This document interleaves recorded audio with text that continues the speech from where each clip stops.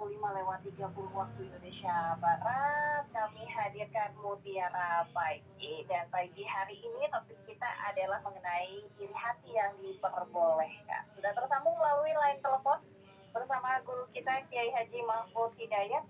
Kita sapa terlebih dahulu. Assalamualaikum, selamat pagi Pak Kiai. Waalaikumsalam warahmatullahi wabarakatuh. Sehat ya Pak Kiai pagi hari ini, alhamdulillah. Alhamdulillahirabbil sehat walafiat. Alhamdulillah. Baik, topik kita mengenai iri hati yang diperbolehkan. Kita tahu bahwa iri hati yang tidak diperbolehkan banyak sekali gitu ya. Namun seperti apa sih Pak Kiai iri hati yang diperbolehkan? Boleh disampaikan pemaparannya terlebih dahulu sambil kita menunggu pertanyaan dari para pendengar Pak Kiai, maka. Baik. Bismillahirrahmanirrahim. Assalamualaikum warahmatullahi wabarakatuh. Alhamdulillahirabbil alamin. Wassalatu wassalamu ala asrafil mursalin wa imamil muttaqin sayyidina wa maulana Muhammad wa ala alihi wa sahbihi ajma'in. La hawla wa la quwwata illa billahil aliyyil azim. Amma ba'd. Allahumma faqihna fid din wa 'allimna ta'wil. Kaum muslimin muslimat, para pendengar setia RRI Pro 1 Bogor, program Mutiara Pagi yang dimuliakan Allah Subhanahu wa taala. Kita bersyukur kepada Allah, tidak henti-hentinya syukur, karena pada pagi hari ini senantiasa Allah memberikan nikmat kepada kita, tidak hanya sehat walafiat, namun karunia untuk sholat subuh bahkan berjamaah. Mudah-mudahan nikmat-nikmat yang Allah berikan ini dengan cara mensyukurinya dan digunakan untuk ibadah itu menjadi tanda bagi kita bahwa kita insya Allah dimasukkan ke dalam orang-orang yang baik di sisi Allah Subhanahu wa ta'ala. Bahwa kita ketahui bersama, hasud atau hasad dalam bahasa Arab terkadang diartikan dengki atau iri dengki dalam bahasa Indonesia. Itu adalah sifat buruk berasal dari penyakit hati yang berimplikasi pada perilaku, dan itu konotasinya adalah negatif. Karena apabila kita membuka pengertian secara terminologi hasad ini, itu perasaan tidak senang atau sakit hati ketika melihat orang lain bahagia, melihat orang lain berhasil, melihat orang lain melebihi kelebihan yang lebih dari yang ia miliki. Dan orang yang hasud ini biasanya memiliki keinginan agar kelebihan, agar kebahagiaan, keberhasilan yang dimiliki oleh orang lain itu hilang dan pindah kepadanya. Sehingga orang yang hasud ini hatinya akan terganggu. Dia merasa cemas, merasa khawatir, kurang dari rasa syukur kepada Allah Subhanahu wa ta'ala. Dia pun secara sosial hubungannya akan rusak. Dia tidak merasa dirinya itu adalah sebagai makhluk sosial yang harus terus bergaul dengan sesama dengan pergaulan yang baik. Namun dia memilih untuk berjarak, untuk menjauh, terlebih setiap kali melihat ada orang yang menyainginya. Sehingga wajar ketika Rasulullah SAW menyampaikan, iyyakum wal hasad, takutlah kalian dari hasud, fa innahu ya'kulul hasanat kama ya'kulun narul khatab. Hasud itu bisa memakan habis amal-amal yang baik atau pahala dari amal-amal yang baik, dan itu sebagaimana api yang melahap kayu bakar. Na'udzubillahi min dzalik. Hadirin hadirat rahimakumullah. Kendati demikian, Rasulullah Shallallahu Alaihi Wasallam menyampaikan ada dua di antaranya yang itu diperbolehkan dari hasud ini. Tentu apabila kita menilik, masa iya sih yang namanya sifat buruk diperbolehkan. Namun dalam bahasa Arab itu ada pengertian lugotan, ada istilahan, atau ada kalimat secara pengertian etimologi dan pengertian terminologi. Nah, dalam hal ini apabila kita lihat dari yang disampaikan Rasulullah, yaitu diantaranya adalah hadis dari Abdullah bin Mas'ud radhiyallahu an, qala Rasulullah sallallahu alaihi wasallam, Rasulullah sallallahu alaihi wasallam bersabda, la hasada illa fisnataini. Tidak ada hasud kecuali terhadap dua orang. Jadi kepada dua orang ini kita boleh hasud. Ya, berarti kebolehan di sini sifatnya adalah bukan negatif, karena dibolehkan oleh Rasulullah Sallallahu Alaihi Wasallam. Dan tentunya hasud yang dimaksud oleh baginda Nabi itu bukan hasud yang pengertiannya sama dengan yang dijelaskan di awal. Hasud yang akan kita jelaskan ini adalah pengertiannya mencontoh, menginginkan, atau bahasa Arabnya para ulama memilih gibtoh. Gibtoh itu keinginan untuk mencontoh yang dimiliki oleh orang lain. Apa? Rajulun atahullahu malan. Seseorang yang diberikan oleh Allah karunia harta. Fasallatahu ala halakatihi. Dia menginfakkan, memanfaatkan harta yang dimilikinya itu fil haqi, dalam jalan yang benar. Harta adalah titipan dari Allah.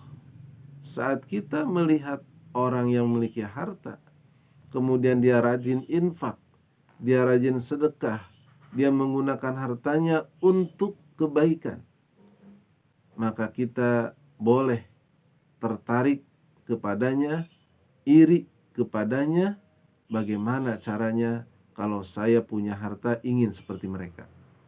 Itu adalah hasud yang pertama yang dibolehkan.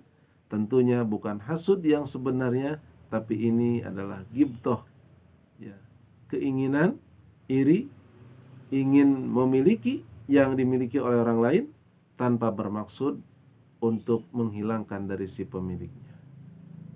Yang kedua adalah warajulun atahullahu hikmatan. Orang yang diberikan oleh Allah hikmah, ilmu pengetahuan. Fahuwa yaqdi biha, dan dia melakukan hikmah itu sekaligus wa yu'allimuha, dan mengajarkannya. Ya. Dia dalam perilakunya itu hikmah tersebut dia praktekkan dan dia pun mengajarkannya kepada orang lain. Dalam hadis yang lain adalah kaitan dengan Al-Qur'an. Jadi hikmah yang dimaksud di sini adalah Al-Qur'an. Orang yang diberikan oleh Allah keutamaan berupa Al-Qur'an, dia mampu membacanya, mampu mengamalkannya, dan kita iri hati kepadanya supaya kita pun ingin sekali seperti mereka bisa membaca Al-Qur'an dengan baik dan benar sekaligus mengamalkannya. Dan itulah boleh kita untuk mencontoh dan meniru serta iri kepadanya tanpa bermaksud untuk menghilangkan nikmat tersebut dari pemiliknya. Ma'asyiral muslimin rahimakumullah. Oleh karena itu, di pembukaan ini kita dapat mengambil intisari bahwa secara umum hasud itu tidak diperbolehkan, karena hasud sama dengan iri dengki, meskipun kaitannya dengan pengertian ini ada pengertian lain.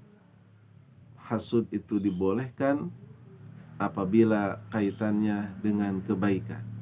Kalau kita melihat ada orang lain yang memiliki kebaikan dan itu memotivasi kita untuk menirunya kebaikan-kebaikan tersebut tanpa bermaksud untuk menghilangkannya, tanpa ada kaitannya untuk menjaga jarak apalagi membencinya, maka itu adalah dibolehkan, bahkan dianjurkan sebagai motivasi untuk kita meningkatkan kualitas diri. Demikian, mudah-mudahan bermanfaat. Assalamualaikum warahmatullahi wabarakatuh. Waalaikumsalam warahmatullahi wabarakatuh. Terima kasih Pak Kiai atas pemaparan awalnya terkait topik kita pagi hari ini, iri hati yang diperbolehkan. Dan sudah ada pertanyaan yang masuk kali ini dari Bapak Endi Supriyadi, Pak Kiai. Assalamualaikum Pak Kiai dan host, semoga senantiasa dalam limpahan Allah Subhanahu wa taala. Amin. Waalaikumsalam.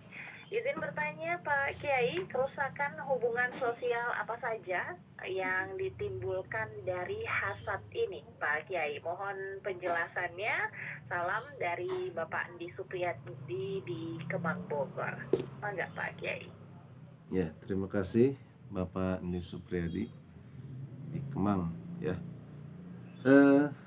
Tadi mungkin yang dimaksud oleh penanya adalah hasud atau hasad kaitan dengan iri dengki yang itu dilarang ya, karena iri dengki yang dilarang ini memang dia sangat jahat, sifat hati atau penyakit hati yang itu bisa merusak hubungan sosial antara sesama. Kenapa? Karena dia bermaksud untuk menghilangkan nikmat tersebut dari si pemiliknya. Ketika pemiliknya memiliki kenikmatan, maka dia mulai dalam hatinya itu tidak nyaman.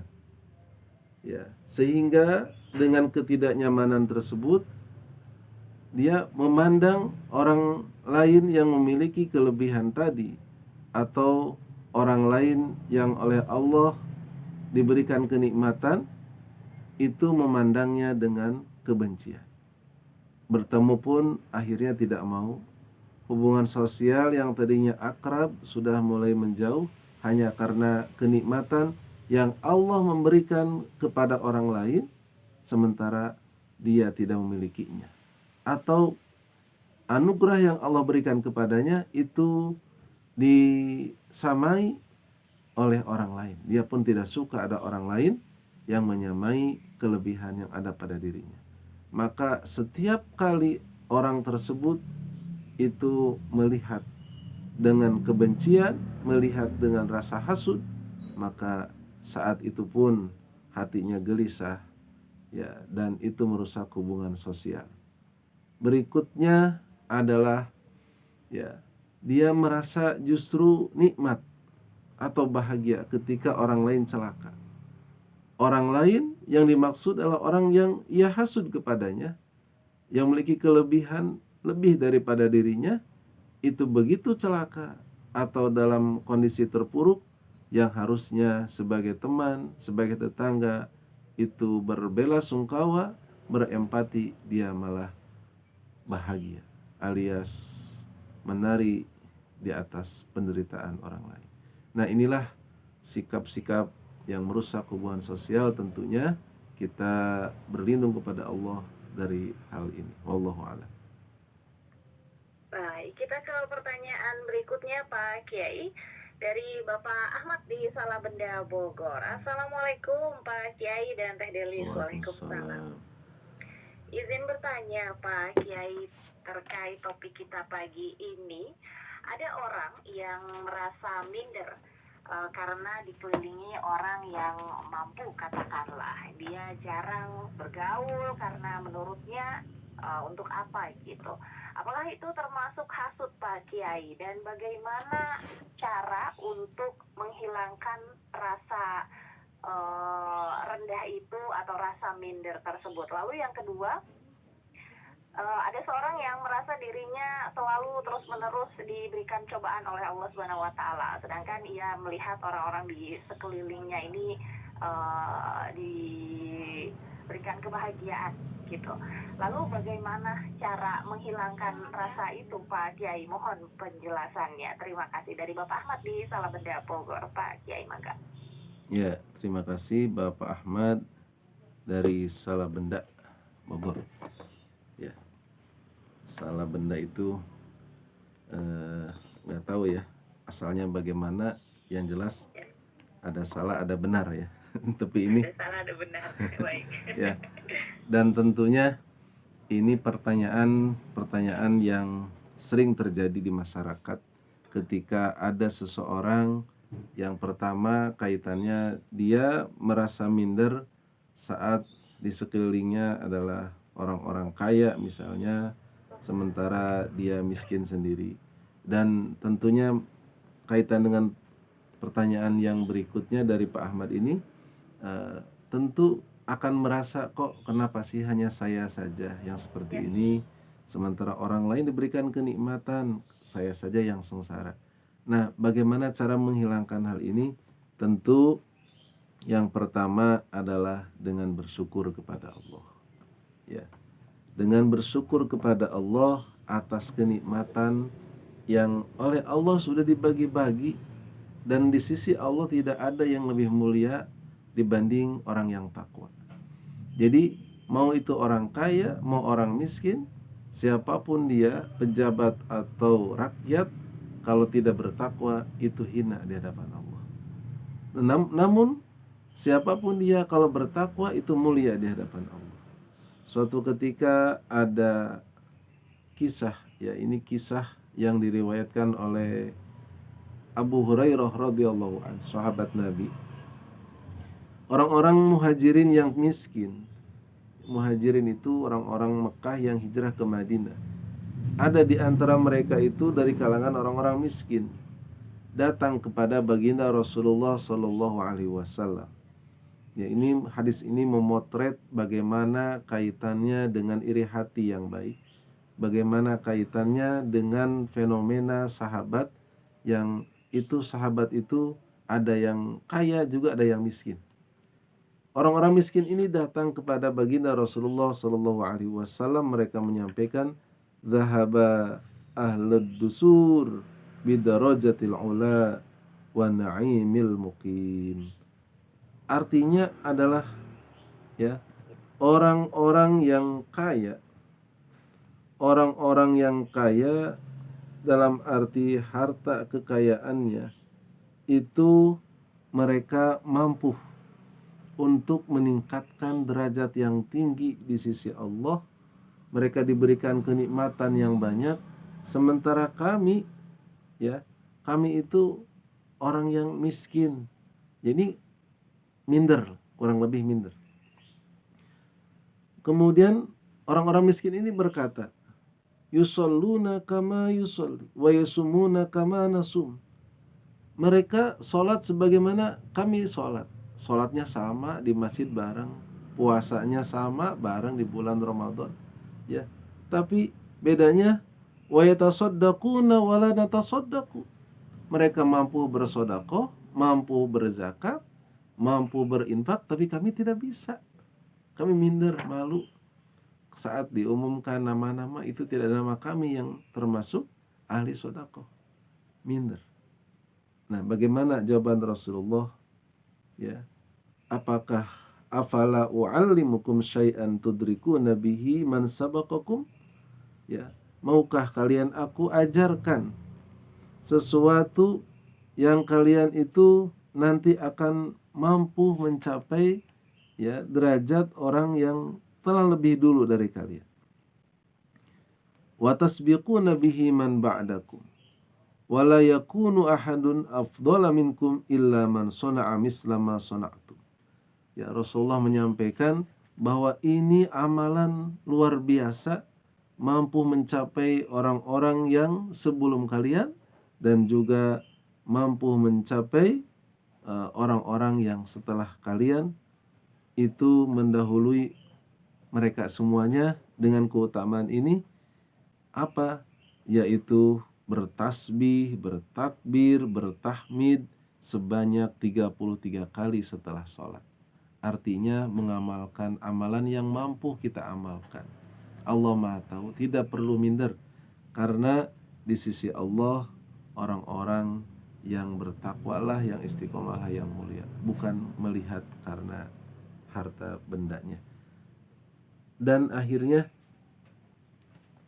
hal tersebut menjadi pengingat bagi kita bahwa Rasulullah Shallallahu Alaihi Wasallam dan para sahabatnya adalah orang-orang yang giat dalam berbuat kebaikan. Bahkan orang miskin pun ingin menyamai, iri kepada mereka yang kaya, sholatnya bareng, puasanya bareng, tapi sedekahnya mereka bersedekah, kami tidak bisa. Namun Rasulullah bilang, tidak apa-apa kalian tidak punya harta, namun kalian terus amalkan tasbihnya, takbirnya, tahmidnya, karena itu adalah menjadi kemuliaan bagi kalian.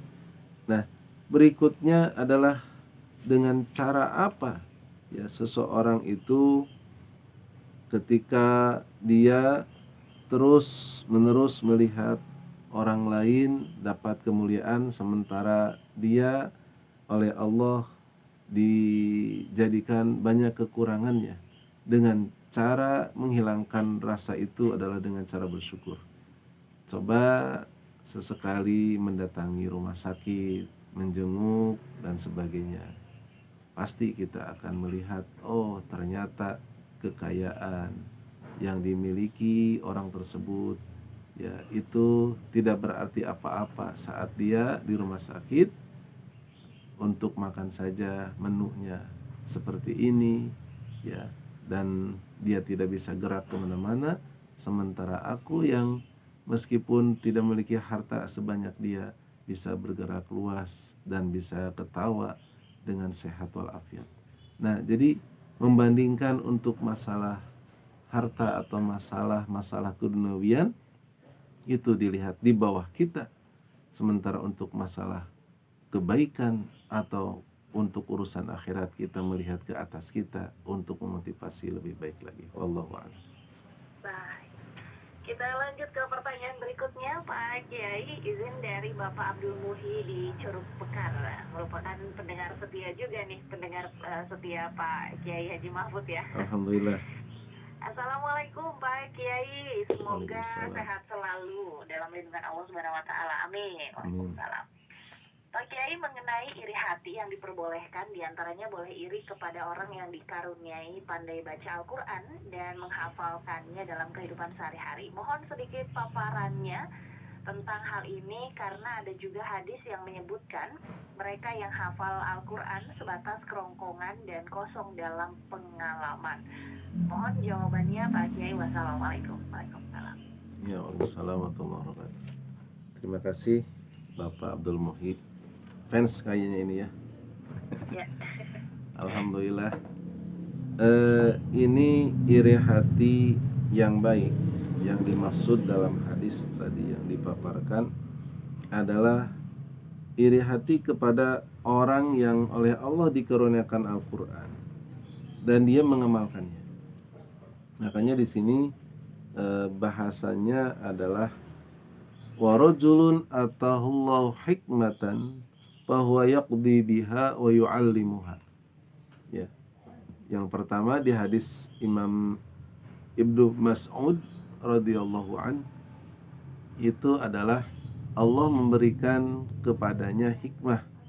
Ada yang diartikan hikmah itu Al-Quran itu sendiri, dan ada yang menerjemahkannya ilmu Al-Quran.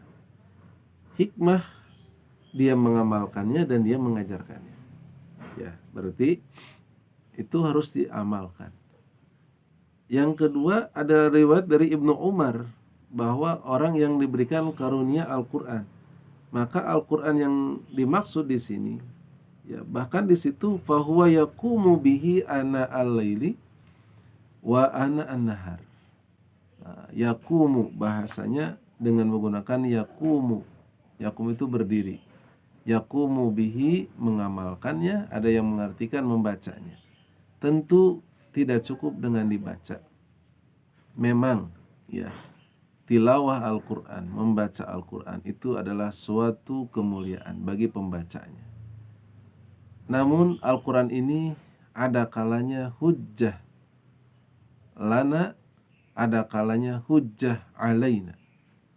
Hujjatun lana sebagai hujjah yang bermanfaat bagi kita yang membacanya. Itu membaca tidak hanya sebatas kerongkongan, tapi membaca masuk ke dalam hati kita, merubah perilaku kita menjadi lebih baik. Namun ketika membaca Al-Quran, ya, sampai batas kerongkongan, dibaca hanya mulutnya yang bergerak, hanya suara yang terdengar, sementara hatinya penuh dengan kebencian, hatinya penuh dengan dengki, sombong, ya, bahkan bertolak belakang perilakunya dengan Al-Quran, maka itu bisa berdampak pada hujjatun alaina, menjadikan Al-Quran itu nanti akan menghujah, akan berargumentasi, akan mencelakakan orang tersebut, ya, di hadapan Allah, mendakwa dengan dakwaan yang berat. Nauzubillahi min dzalik. Nah, kita mudah-mudahan tergolong orang-orang yang membaca Al-Quran dengan baik, belajar dengan baik dan mengamalkannya. Kita lihat banyak orang yang seperti itu dan kita perlu ghibthah atau berkeinginan untuk mencontohnya. Wallahu a'lam bishawab. Baik. Terima kasih Pak Kiai atas jawabannya, dan karena waktu yang terbatas, Pak Kiai, untuk kesimpulannya pada kajian kita pagi hari ini terkait iri hati yang diperbolehkan, maka. Baik. Ma'asyiral muslimin wa zumratal mu'minin rahimakumullah. Dalam sebuah ayat Al-Qur'an, Allah Subhanahu wa taala telah mengingatkan kepada kita, ya, yaitu antara lain di dalam surah Ali Imran ayat 92. A'udzu billahi minasyaitonir rajim. Bismillahirrahmanirrahim. Lan tanalul birra hatta tunfiqu mimma tuhibbun. Wa ma tunfiqu min syai'in fa innallaha bihi alim. Kalian tidak akan mencapai kebaikan yang semestinya sehingga kalian menginfakkan dari apa yang kalian cintai. Dan wa ma tunfiqu min syai'in, tidak apa-apa dan apa-apa yang kalian infakkan berupa sesuatu apapun itu, fa innallaha bihi alim, sesungguhnya Allah itu maha mengetahui. Ayat ini memberikan kepada kita pengarahan sekaligus iktibar, pelajaran penting bahwa jangan sampai berhenti untuk menjadi orang yang baik. Dan tentunya kebaikan yang ada pada diri kita bisa jadi itu ada pada orang lain, dan bisa jadi kebaikan yang ada pada orang lain, kelebihan yang ada pada orang lain itu tidak ada atau belum ada pada diri kita. Maka kita mencontoh yang disebut dengan ghibthah, iri kepada mereka yang oleh Allah sudah lebih dulu mereka berbuat baik. Kita mencontohnya, menirunya, dan tentunya kita bersyukur tanpa harus capek-capek, ya, kita mencontoh yang jauh. Kalau ada teman yang dekat dengan kita dan kita bisa belajar kepadanya dengan baik, dan tentu inilah yang dimaksud dengan iri hati yang baik, ya, atau yang dibolehkan. Mudah-mudahan bermanfaat. Wallahu fiq ila qawmil thoriq. Wassalamualaikum warahmatullahi wabarakatuh. Waalaikumsalam warahmatullahi wabarakatuh. Terima kasih Pak Kiai atas ilmu yang Sama-sama. bermanfaat sekali di pagi hari ini. bahwa ternyata ada iri yang diperbolehkan, yakni iri terhadap keimanan, kebaikan, sifat orang lain. Demikian ya Pak Kiai. Ya, Sehat selalu Pak Kiai. amin. Sampai jumpa lagi, sampai bertemu di udara kembali di pekan depan hari Senin. Terima kasih. Sehat selalu Insyaallah. Pak Kiai. Amin, Salam untuk amin. keluarga. Ya, sami-sami. Assalamualaikum Pak Kiai. Waalaikumsalam warahmatullahi wabarakatuh. Pendengar, demikian Mutiara Pagi telah kami hadirkan ke ruang dengan Anda. Sesaat lagi tepat pukul 6 kami hadirkan Warta